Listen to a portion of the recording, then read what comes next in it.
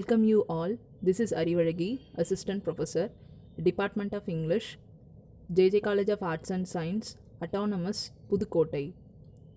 This paper presentation is for 3rd BA English 5th semester students. The paper is Translation Theory and Practice. In that paper, the topic we are going to discuss is Principles of Translation. Introduction. Translation has become the field of close analysis and documentation. Translation is the communication of the message, a meaning, or idea of the source language into target language without changing its meaning. So it is a field of close analysis and documentation. The question whether translation is an art or science both has been much discussed.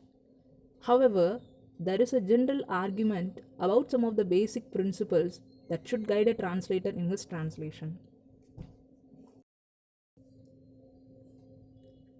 To do a proper translation, there are some basic principles which may guide the translator to do translation in a proper way. We will see what are they. Number 1, equality of all languages. The translator should understand that all languages are equal, no one is superior or inferior. And he should not think that the source language has superior wisdom, so he wants to convey that message into target text. He should consider all languages as equal and unique. Translation accepts the principle of equality among languages. The source language text is neither superior nor inferior to the target language. The translator does not feel that the source text has superior wisdom which he wants his target audience to know in their language.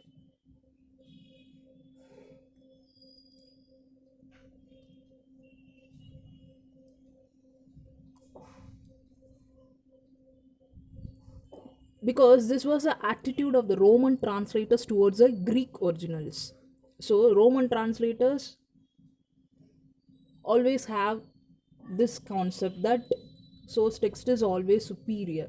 So, this kind of attitude the translator should not have. He should consider all languages as equal, all works are equal. Conversely, colonial translators they assumed that the target version was an attempt to clarify and beautify the original text.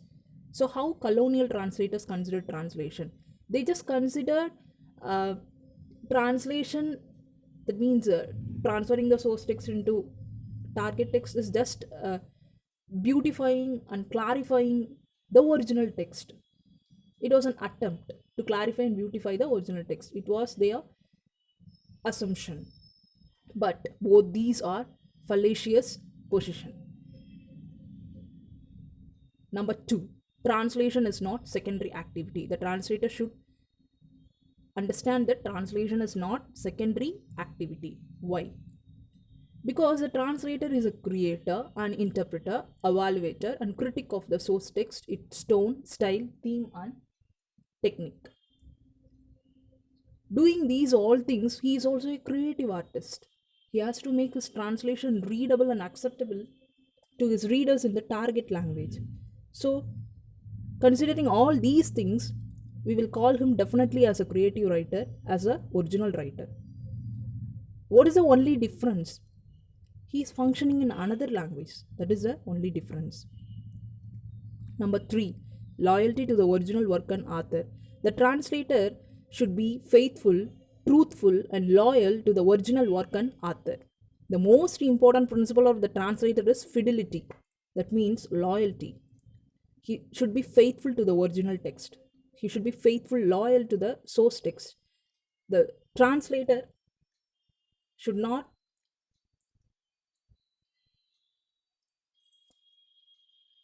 the translator should not superficially read the source text.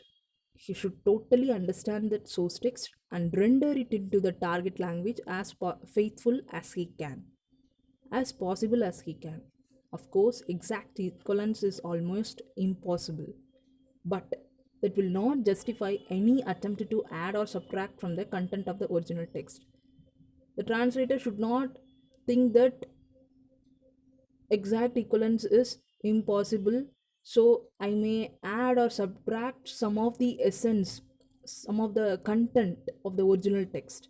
He should not consider like that. He should render what is in the source text into the target text. He should not add or subtract any of the content. He should not add or subtract from the content of the original text. The readability of the target text. The translated text should read like an original text. So while reading the source text and target text,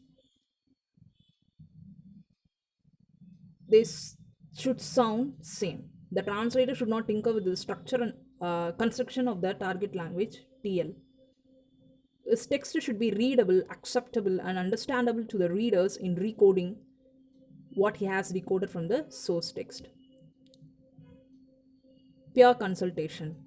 After completing the process of translation, after finishing the process of translation, the translator has to show his translation to his fellow translators to get the review.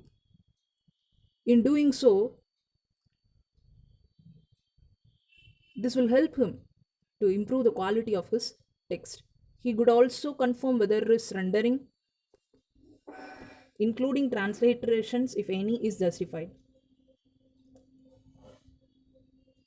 Savory and Basnet. According to Savory, there are no universally accepted principles of translation. Savory, he said, there are no universally accepted principles of translation, but he states shortly in contrasting past what he says.